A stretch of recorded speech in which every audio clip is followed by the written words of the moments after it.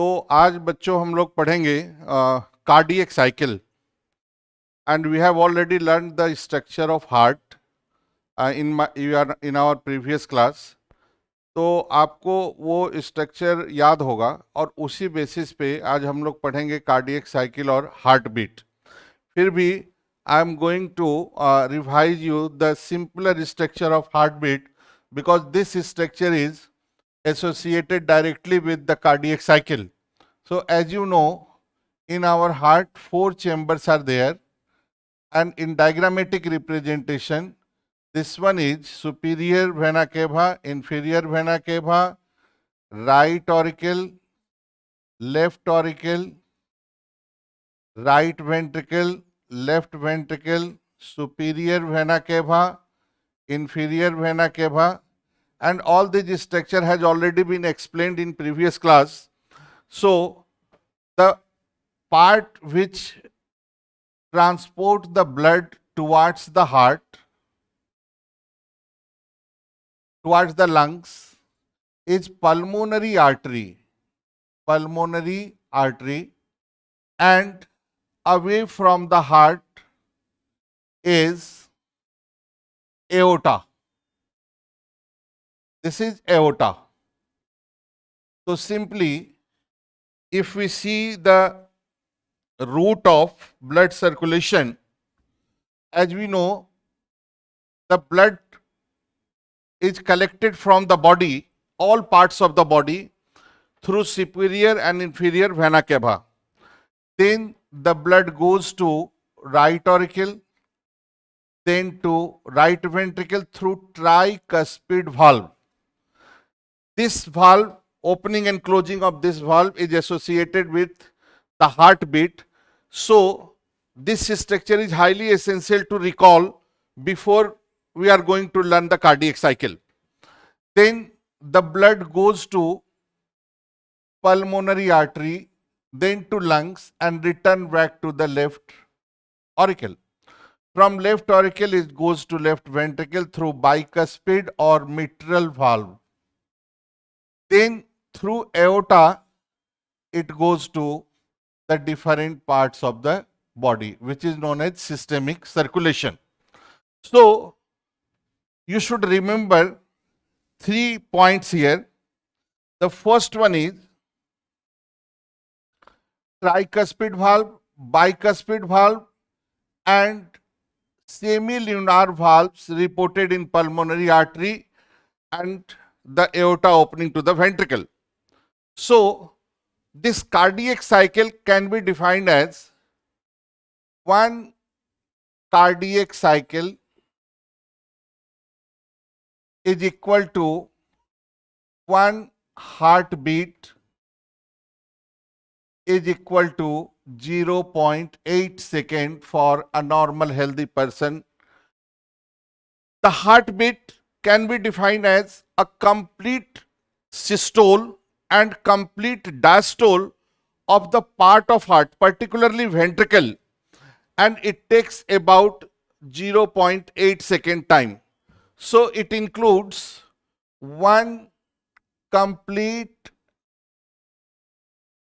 systole, and systole means इसका मतलब है contraction, and one complete diastole. Diastole means relaxation. अब आप यहां ध्यान रखना कि जो हार्ट है वो नॉर्मल लेमैन समझते हैं कि ऐसे ऐसे बीट करता है, नहीं, ये रॉन्ग है। हार्ट बीट जो होगा, ऑरिकल देन वेंट्रिकल और फिर दोनों रिलैक्स हो जाएंगे, ऑरिकल वेंट्रिकल फिर दोनों रिलैक्स हो जाएंगे। और इसके लिए आपको पता होगा, एक छोटी सी बात हम आपको इसमें इंक्लूड कर देते हैं, and that is considered as the conducting system of the heart. उसका डिटेल में भी देखेंगे कि हमारा ब्रेन न्यूरॉन हार्ट बीट को कैसे कंट्रोल करता है, वो हार्ट बीट के बाद का टॉपिक है। बट आपको अभी समझाने के लिए हम ये बता रहे हैं, आपको पता होगा कि यहां पर एक नोड है जिसको हम लोग बोलते हैं एसे नोड। ये एसे नोड ही इलेक्ट्रिकल इंपल्स प्रोड्यूस करता है फॉर हार्ट बीट। और आपको पता है कि if you provide electrical impulse to any muscle, it undergoes depolarization and resulting into the contraction. So the depolarization wave which starts from sinoatrial node, SA node, which is popularly known as pacemaker. This is connected to a AV node. This point is AV node, and a very sweet question is there in PMT. The position of AV node, it is situated just above the tricuspid valve. You should remember, आपको याद रखना है कि ये tricuspid के valve है, के ठीक ऊपर है. उसके बाद दो और फाइबर्स आते हैं, एक राइट वेंट्रिकल में जाएगा और एक लेफ्ट वेंट्रिकल में जाएगा. ये जो मसल को सप्लाई करता है fibre, these fibres are known as Purkinje fibres. Purkinje fibres. तो अगर आपको ये डायग्राम अभी समझ में आ गई, जो प्रीवियस क्लास में बात हो गई थी, तो अब हम लोग देखेंगे कि ये हार्ट बीट कार्डियक साइकिल को ऑपरेट कैसे करेगा. आपको इसको देखना है और इस डायग्राम को सपोर्ट करना है. Because the term used here cycle, देखिए यहां पर टर्म क्या यूज है बेटा, साइकिल. तो अब साइकिल को हम लोग क्या करेंगे, तो साइक्लिक फॉर्म में बना दीजिए आप इसको. लीजिए, एक साइकिल बन गया. एंड ये साइकिल कितनी देर में पूरा हो रहा है, 0.8 सेकेंड में पूरा हो जाएगा. तो 0 से स्टार्ट होगा और 0.8 सेकेंड में पूरा होगा. अब आप ध्यान से सोचो कि ऐसे नोड एक इलेक्ट्रिकल इंपल्स प्रोड्यूस कर रहा है, तो एक वो इलेक्ट्रिकल इंपल्स सबसे पहले कहां पहुंचेगा, वो इलेक्ट्रिकल इंपल्स पहुंचेगा ऑरिकल्स में.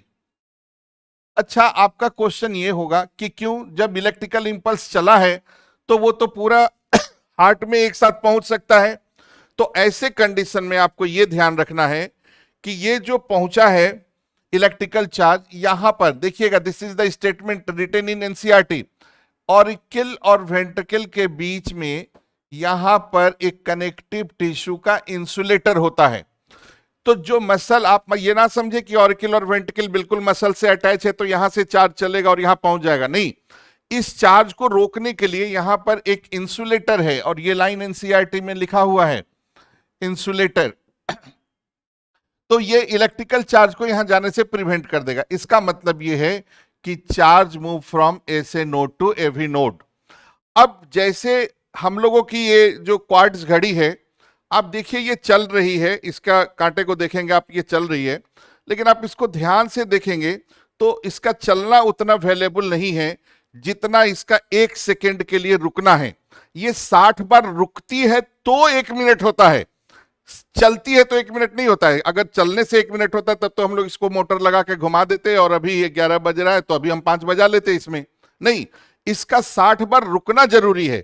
सिमिलरली ये जो ऑरिकल कॉन्ट्रैक्ट करेगा, जब चार्ज इसके पास पहुंच गया, तो ऑरिकल के कॉन्ट्रैक्शन में टाइम जो लगेगा उतनी देर तक चार्ज का रुकना जरूरी है, और ये काम एवी नोड करता है. इसीलिए एवी नोड को हम लोग पेस सेटर कहते हैं. AV node is pace shutter.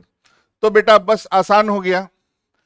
अब यहां से चार्ज चला और पूरे ऑरिकल में फैल गया.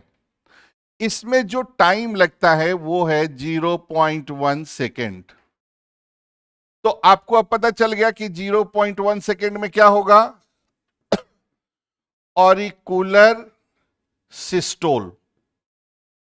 सिस्टोल. अब देखिए ऑरिकल कॉन्ट्रैक्ट कर गया, तो अब आपको समझ लेना होगा कि ऑरिकल का ब्लड वेंट्रिकल में चला गया. तो जब ऑरिकल का ब्लड वेंट्रिकल में चला गया तो हम आपको यहां से यहां तक एक येलो लाइन बना देते हैं जो रिप्रेजेंट कर रहा है ऑरिकुलर सिस्टोल का. लेकिन देखिए क्वेश्चन जो पूछे जाते हैं ना, वो लॉजिक होता है.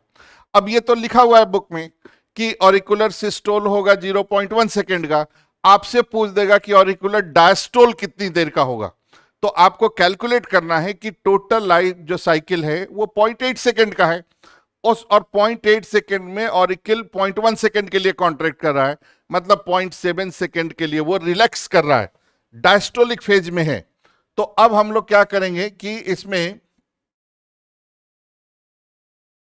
जो रेस्ट टाइम है, ये ब्लू लाइन से बना दिया, इसमें ऑरिकल रिलैक्स करेगा, 0.1 सेकेंड के लिए कॉन्ट्रैक्ट करेगा और ये हो गया ऑरिकुलर डायस्टोल।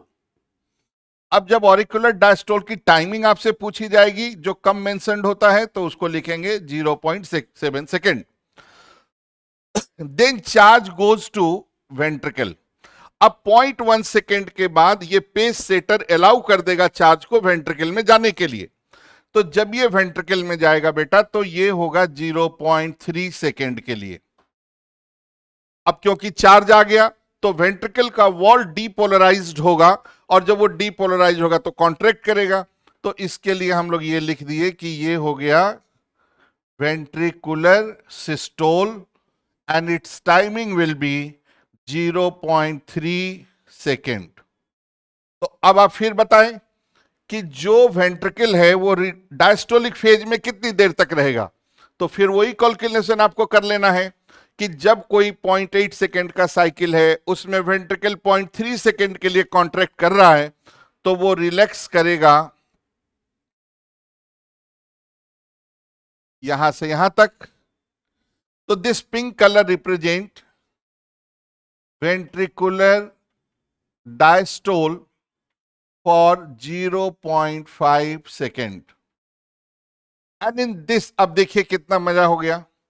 अगर आप देखिए 0.1, 0.3, 4 सेकेंड हो गया, इधर टोटल है 0.8 सेकेंड, तो आपके पास टाइम कितना बच गया? 0.4 सेकेंड।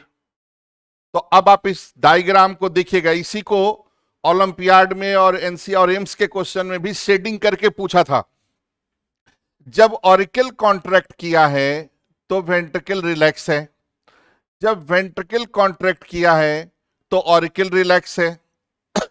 तो ऐसे कंडीशन में यहां देखिए दोनों रिलैक्स फेज में हैं, so this phase is known as joint diastole. Joint diastole, इस फेज को कहते हैं ज्वाइंट डायस्टोल। अब इसको फिर से अगर हम लोग ड्रॉ कर दें, क्योंकि आपने बहुत कुछ देख लिया है, तो आप समझ सकते हैं कि 0.1 second represent auricular systole, auricular systole. 0.3 second represent ventricular systole and 0.4 second represent joint diastole। क्योंकि अब आपने ये समझ लिया, तो अब आप मेरी बात को फिर ध्यान से सुनना, क्योंकि इसमें एक बहुत बड़ा रहस्य है। आप इमेजिन करो ऑरिकल कॉन्ट्रैक्ट कर रहा है, तो ऑरिकल का सारा ब्लड वेंट्रिकल में आ गया। अब वेंट्रिकल कॉन्ट्रैक्ट कर रहा है तो ऑरिकल रिलैक्स करेगा, तो एक ऐसा पोजीशन आएगा जब ऑरिकल और वेंट्रिकल दोनों का प्रेशर इक्वल होगा। इसको कहते हैं आइसोवॉल्यूमेट्रिक कॉन्ट्रैक्शन। अब जब ये लास्ट करेगा तो वेंट्रिकल का प्रेशर बढ़ता जाएगा और ऑरिकल का घटता जाएगा, तो ट्राइकस्पिड वाल्व बंद हो जाएगा और सेमील्यूनार वाल्व खुल जाएगा। इसका मतलब ये हुआ कि ऑरिकल के कॉन्ट्रैक्शन और वेंट्रिकल के कॉन्ट्रैक्शन के बीच में एक स्मॉल प्लेस होता है, छोटा सा, इसको कहते हैं isovolumetric contraction, isovolumetric contraction. और जस्ट आफ्टर दैट, इस पॉइंट पे, उसके ठीक बाद क्या होगा? Opening of semilunar valve. जो पल्मोनरी आर्टरी और एओर्टा का वाल्व है वो खुल जाएगा, और उसी समय closure of tricuspid and bicuspid valve, जिसको हम लोग ऑरिकुलो वेंट्रिकुलर वाल्व कहते हैं, क्योंकि वो ऑरिकुलर वेंट्रिकल के बीच में है। एज यू नो, कोई भी साउंड तब आता है जब कोई विंडो, कोई दरवाजा, कोई डोर बंद होता है, क्योंकि यहां पर वाल्व बंद हुआ है, closure of tricuspid and bicuspid valve है, so it produces first heart sound, first heart sound, लब।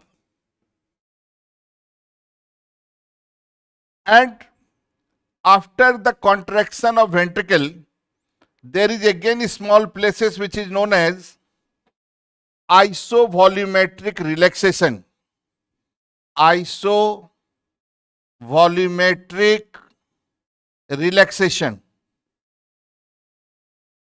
आइसोवॉल्यूम। तो ठीक इसके बाद क्या होगा बेटा, अब बताइए, दोनों का भाल्व का जो दोनों तरफ का प्रेशर है वो बराबर हो जाएगा, उस चक्कर में वैक्यूम का फॉर्मेशन होगा वेंट्रिकल में, तो सेमी ल्यूनार भाल्व बंद होगा, ट्राइकस्पिड बाइकस्पिड भाल्व खुल जाएंगे। तो opening of auricular ventricular valve, closure of semilunar valve, and it produces second heart sound, tap.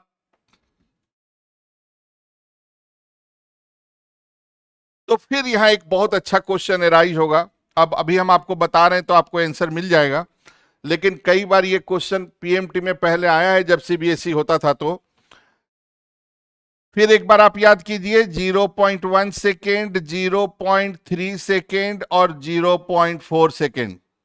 यहां पर है बेटा लब और यहां पर है डप। तो क्वेश्चन ये है कि लब और डप के बीच में जो डिस्टेंस है वो कितना है। तो बहुत अच्छा है, आंसर है 0.3 सेकेंड। अब नॉर्मली ये होता है कि जब लब और डप के बीच में डिस्टेंस 0.3 सेकेंड का है तो उतना ही डिस्टेंस होगा डप और लब में। लेकिन ध्यान रखना है कि हम लोग साइकिल पढ़ रहे हैं, तो साइकिल पढ़ रहे हैं तो आपसे अगर पूछे कि लब और डप के बीच में कितना डिस्टेंस है तो 0.3 सेकेंड का है। लेकिन जब आपसे पूछे कि डप और लब के बीच में कितना डिस्टेंस है तो आपका आंसर होगा 0.5 सेकेंड, क्योंकि आपको साइकिल पूरा करके आना है। क्लियर है? तो इस तरह से जब आप कार्डियक साइकिल को पढ़ते हैं तो आपको ये हार्ट का स्ट्रक्चर, कंडक्टिंग सिस्टम भी उसी समय तुरंत ध्यान में होना चाहिए। और अगर आप 2 बार प्रैक्टिस कर लोगे डायग्राम का तो ये आपको समझ में आ जाएगा। अब ये है कि हार्ट बीट को कंट्रोल कैसे करेंगे, क्योंकि जनरल लाइफ में भी नॉर्मली हम लोग जब सीढ़ियों पे चढ़ते हैं या कोई एक्सरसाइज करते हैं तो हार्ट बीट रेट बढ़ जाता है। जब पैरासीटामोल खाते हैं या बहुत ज्यादा बॉडी का हाई टेम्परेचर होता है तो हार्ट बीट रेट कई बार कम हो जाता है। तो ये नॉर्मल लाइफ का है। इसको कहते हैं अगर ज्यादा हो जाए तो टैकीकार्डिया और कम हो जाए तो ब्रेडिकार्डिया। ये हमारा ब्रेन और न्यूरल सिस्टम ऑटोमेटिकली कंट्रोल कर लेता है, तब तक ये डिसऑर्डर नहीं है, ये नॉर्मल फिजियोलॉजिकल इवेंट है। लेकिन अगर कंट्रोल के बाहर हो जाए और कॉन्टिन्यूअसली ये बढ़ा रहे तब उसको हम लोग डिजीज में काउंट करेंगे। और इस पूरे पॉइंट को कंडक्टिंग सिस्टम से लेके हार्ट बीट और हार्ट बीट के रेगुलेशन तक को हम लोग पढ़ेंगे नेक्स्ट क्लास में। यहां पर आप एक और कैलकुलेशन कर सकते हैं, क्योंकि 0.8 सेकेंड टाइमिंग है हार्ट बीट का एक कार्डियक साइकिल का, तो 60 second divided by 0.8 is equal to almost 75। So normal heart beat rate for human being is 72 to 80 पर मिनट। ये याद रखेंगे। इससे ज्यादा हो, 90 प्लस हो जाए तो टैकीकार्डिया, और 60 से नीचे हो जाए तो ब्रेडिकार्डिया। और वो कैसे हमारा बॉडी मेंटेन करता है ये हम लोग देखेंगे नेक्स्ट क्लास में। So thank you for being with me, और नेक्स्ट क्लास में फिर मिलते हैं हम लोग। Thank you.